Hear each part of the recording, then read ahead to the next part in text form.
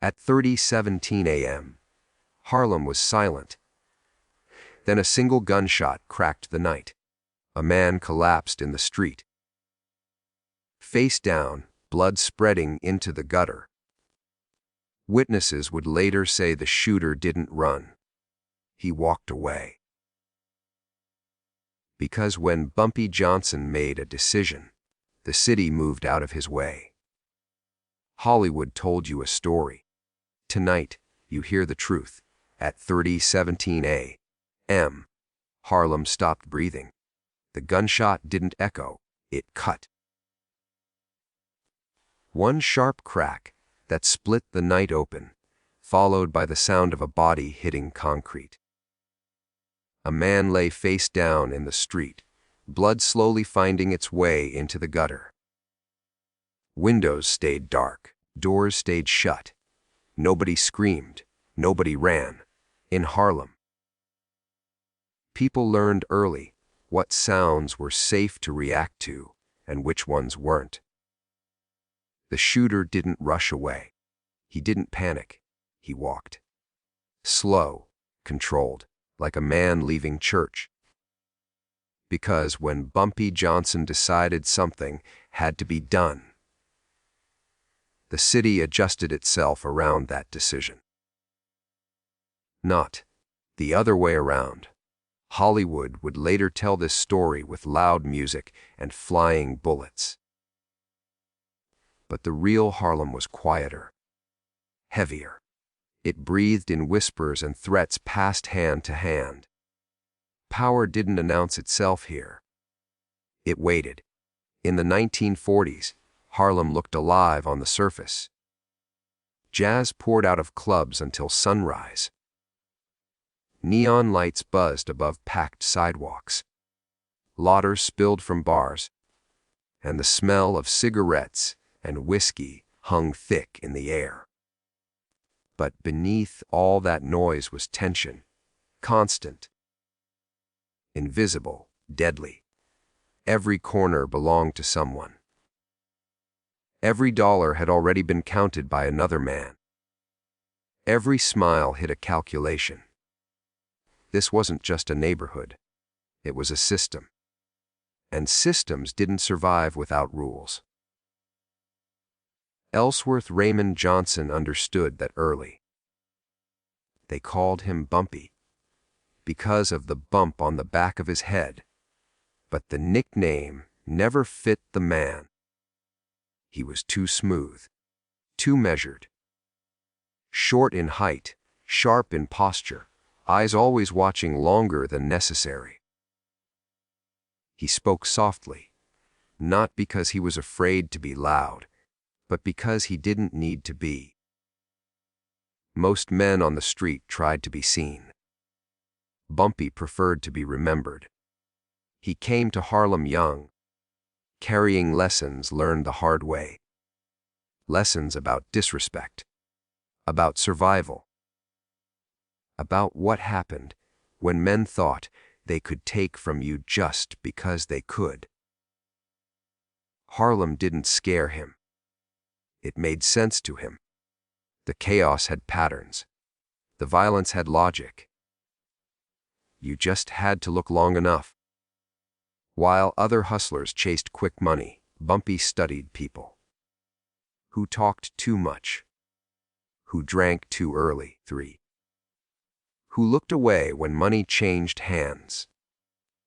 He learned which cops wanted bribes and which ones wanted headlines.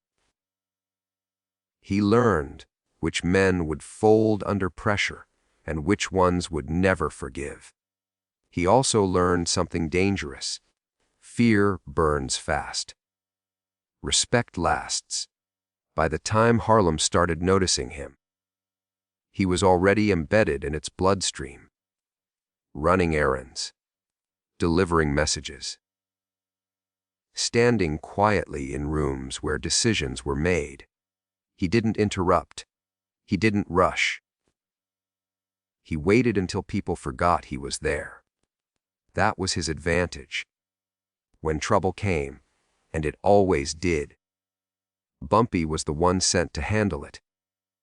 a gambler who refused to pay, a runner who skimmed too much, a rival who talked like he owned the block. Bumpy didn't threaten them in public. He didn't need an audience. He'd find them alone, somewhere quiet, somewhere final. The next morning, Harlem would hear about it without hearing about it. He took care of it, people would say. No names. No details. Just an understanding that something had shifted back into place. But Harlem already had a ruler then. Stephanie St. Clair.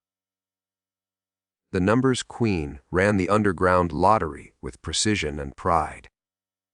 She wore fine clothes, spoke sharper than any man around her, and refused to bow to anyone, especially the Italian mobs circling Harlem like vultures. She saw something in Bumpy that others missed. Not just muscle, not just loyalty, intelligence. She didn't give him orders. She gave him problems, and Bumpy solved them. Under her, he learned restraint, timing, politics, violence as a last step, not a first move. He learned that killing someone was easy. Living with the consequences was the real challenge. As Bumpy's reputation grew, so did the attention. And attention, in Harlem, was dangerous currency. The Italian Mafia was watching. They didn't like how smoothly money flowed uptown without their permission. 3. They didn't like a black man negotiating instead of begging. And they definitely didn't like that the streets listened when Bumpy Johnson spoke. Whispers started drifting across boroughs. Who is this guy? Bumpy heard them all, and he smiled to himself just once, because he knew something they didn't. Harlem wasn't loud because it was strong. It was loud because it was scared, and fear, when handled correctly, could be shaped. That night at 3017 M wasn't random. It wasn't rage. It wasn't chaos. It was a message, and Harlem received it. Stephanie St. Clair did not rule Harlem by accident. She ruled it because she understood something most men never did. Power was a performance, and she controlled the stage. Dressed in silk and fur, chin held high, she walked through Harlem like it belonged to her because, in many ways, it did. Politicians took her calls. Police officers lowered their eyes. Numbers runners treated her words like law. And when she spoke, Bumpy Johnson listened. She didn't raise her voice. She didn't need to. Her intelligence cut deeper than threats. Where others used fists, she used pressure.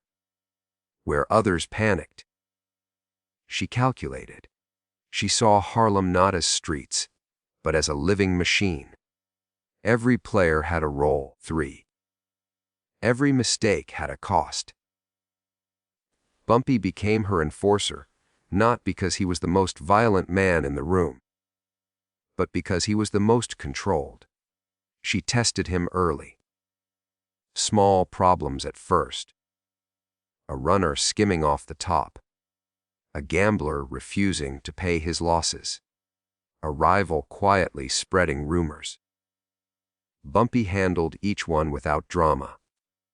No public scenes. No bodies left where they could be counted. Just balance restored. People began to associate his name with inevitability. If Bumpy came to see you, it meant the conversation should have happened earlier. It meant you had already chosen the hard way. He spoke calmly, even kindly at times, which somehow made the outcome worse. Men expected rage. What they got was certainty, and certainty left no room for hope. But success has a smell. And the Italian Mafia could smell it drifting uptown. They had controlled New York through fear and tradition, bloodlines, old rules, old power. Harlem to them was a resource, money flowing without their approval. 3. Stephanie St. Clair had held them off with legal pressure and public exposure, but they were patient. They always were. Eventually, they decided to talk. The meeting happened in a back room, thick with smoke and silence. Italian suits, cold eyes, calculating smiles. Lucky Luciano watched Bumpy closely, expecting submission. What he saw instead was focus. No shaking hands, no nervous laughter. Just a man measuring the room, the way a chess player measures a board. Bumpy didn't challenge them. He didn't flatter them either. He offered a deal. Harlem would remain stable. The numbers would keep running. Violence would stay controlled. And the Mafia would get their cut, without the chaos that brought heat from the police. It was business. Clean. Efficient. Mutually beneficial. The room stayed quiet longer than usual. Then Luciano smiled. That smile meant agreement and danger. For years, the system worked. Harlem prospered in its own dark way.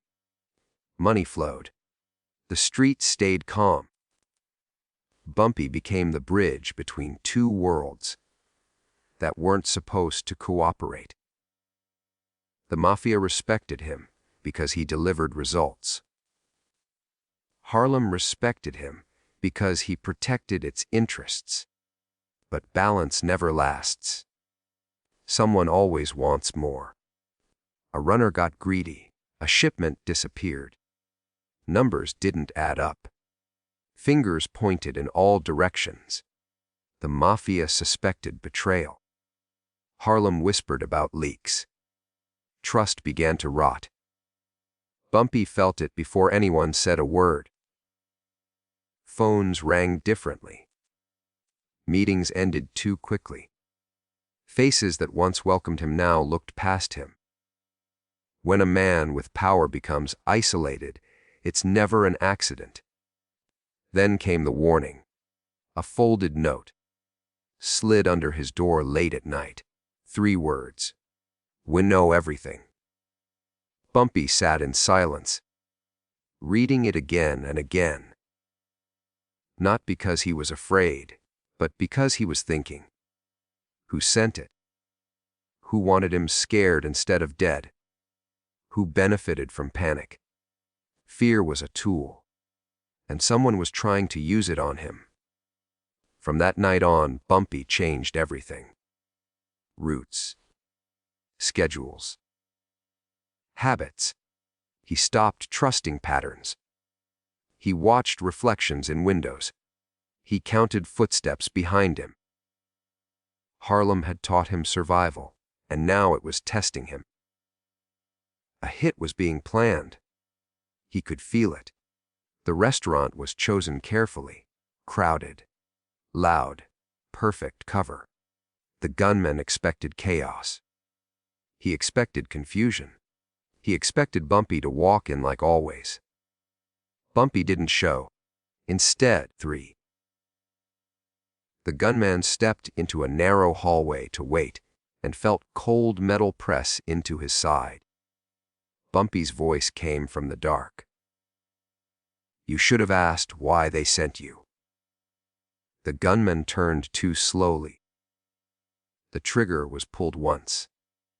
That sound, short, final, traveled through Harlem like a rumor confirmed. The streets adjusted again. For a moment, balance returned. But blood leaves echoes. Police pressure increased. Witnesses talked. Deals collapsed. This time, the net closed tight. Bumpy couldn't negotiate his way out. He couldn't disappear. The law came for him openly. As he was led away, Harlem watched in silence. Some felt relief. Some felt fear. Most felt uncertainty. Because the streets had learned to function with Bumpy Johnson in them. And now, he was gone. But even as the cell door slammed shut, Bumpy's eyes stayed calm. 3. Because power didn't disappear when you locked it up. It waited. The streets felt different the moment Bumpy Johnson became the target. It wasn't loud at first. No sirens. No headlines. Just small changes that only a man like him would notice. Conversations ended when he entered a room. Smiles arrived a second too late. Doors that used to open stayed closed a little longer. Harlem was sending signals, and Bumpy was reading every one of them. Money had gone missing. Not enough to cause panic, but enough to raise suspicion. A shipment delayed. Numbers that didn't line up. The kind of mistakes that only happened when someone wanted them to happen. In Bumpy's world, accidents were rare. Intent was everything. The Mafia wanted answers. The police wanted arrests. And both sides were looking at the same man. Bumpy felt the pressure tighten from every direction. Meetings became dangerous. Even allies carried risk. Loyalty in Harlem was strong, but survival was stronger. People started choosing distance over devotion.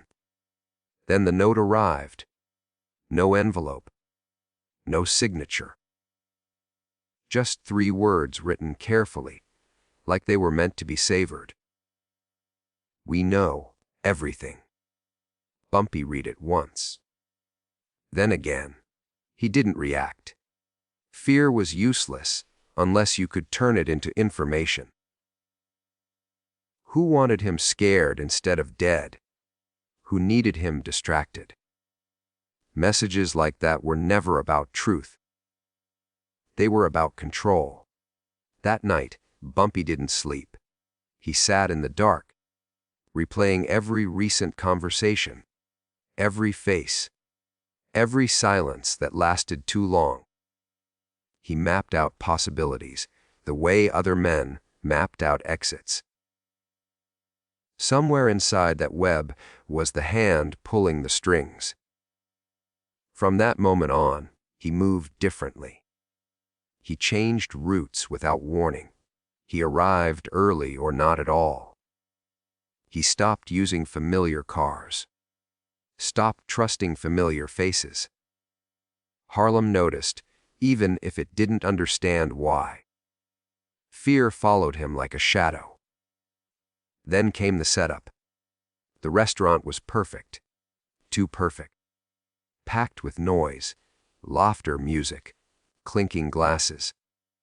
A place where a gunshot could disappear into chaos. Where a body could fall and confusion would buy time.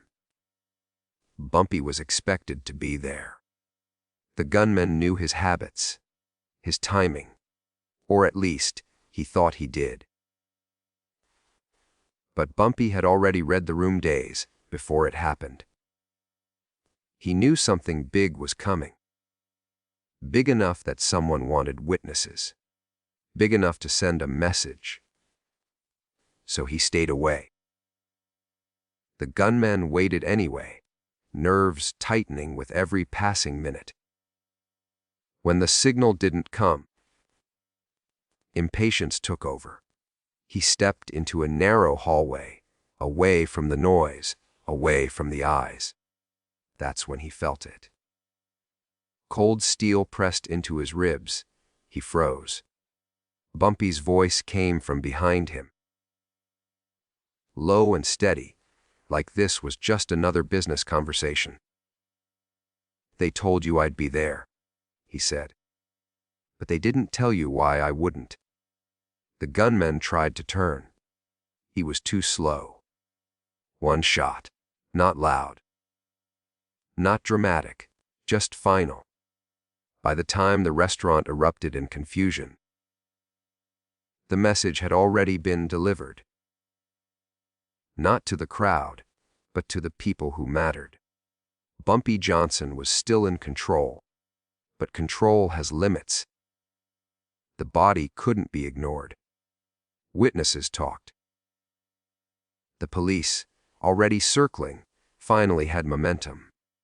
This time, it wasn't just rumors and associations. This time, there were statements, timelines, pressure from above. Bumpy saw it coming. He always did. When they arrested him, he didn't resist. Didn't shout. Didn't bargain. He walked calmly. Like a man stepping into a temporary inconvenience.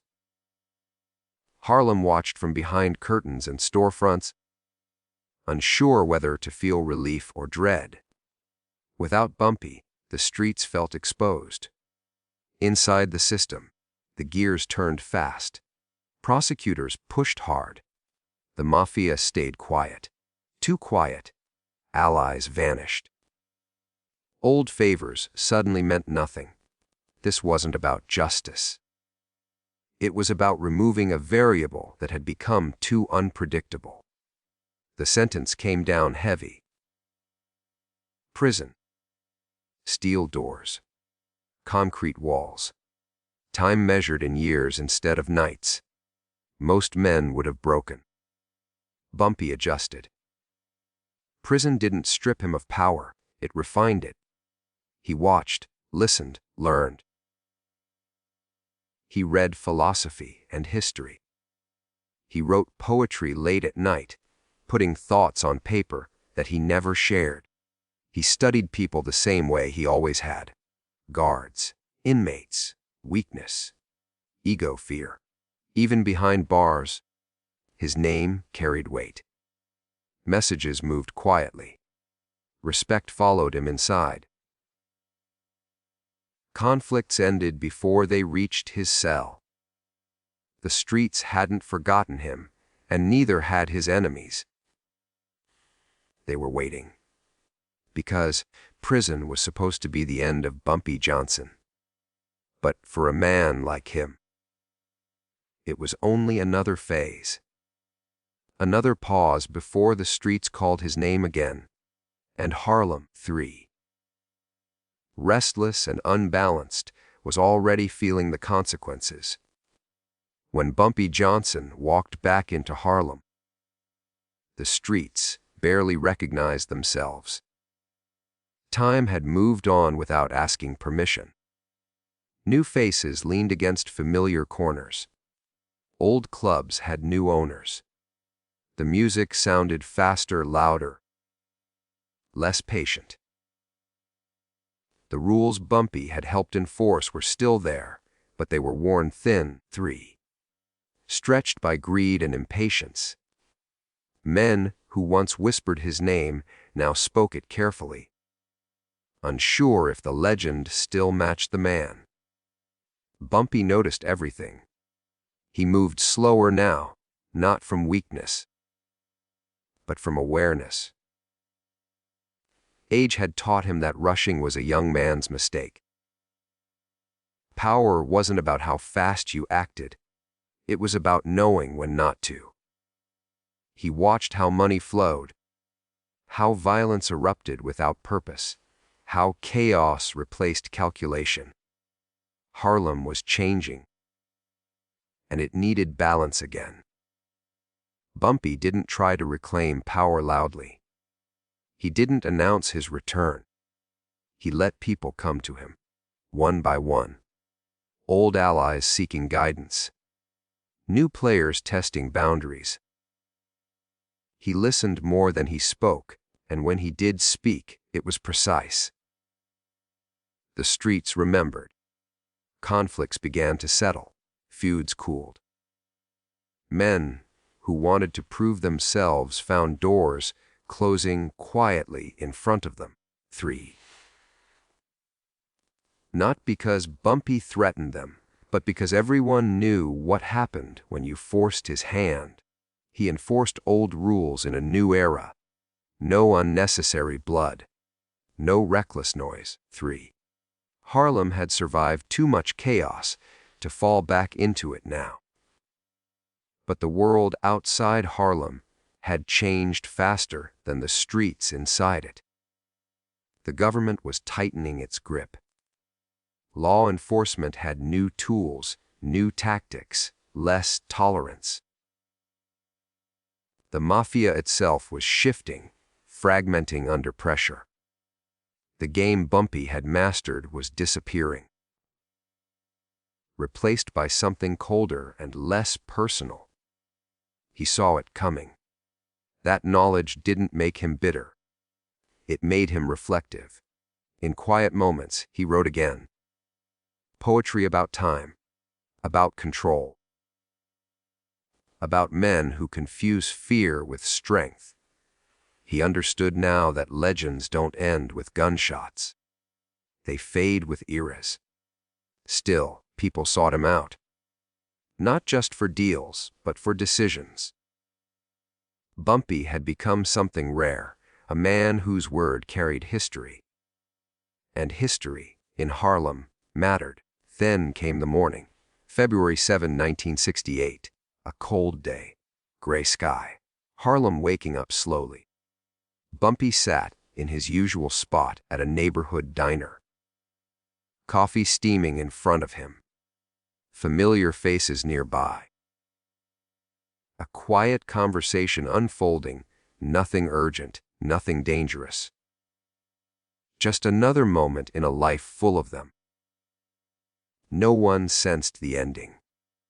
There were no enemies rushing through the door. No sirens screaming in the distance. No final confrontation to dramatize his exit. His heart failed. Just like that.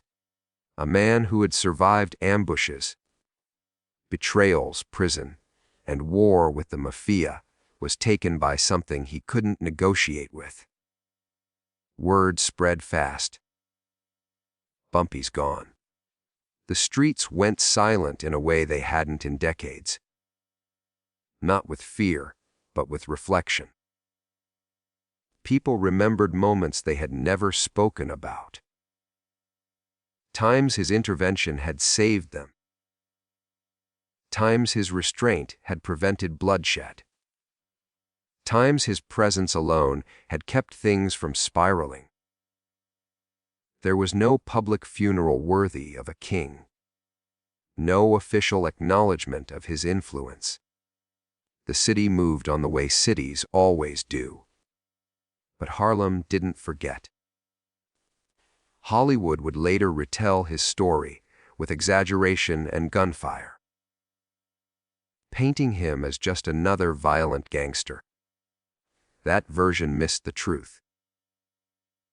The real Bumpy Johnson wasn't defined by how many men he killed, but by how many he didn't have to.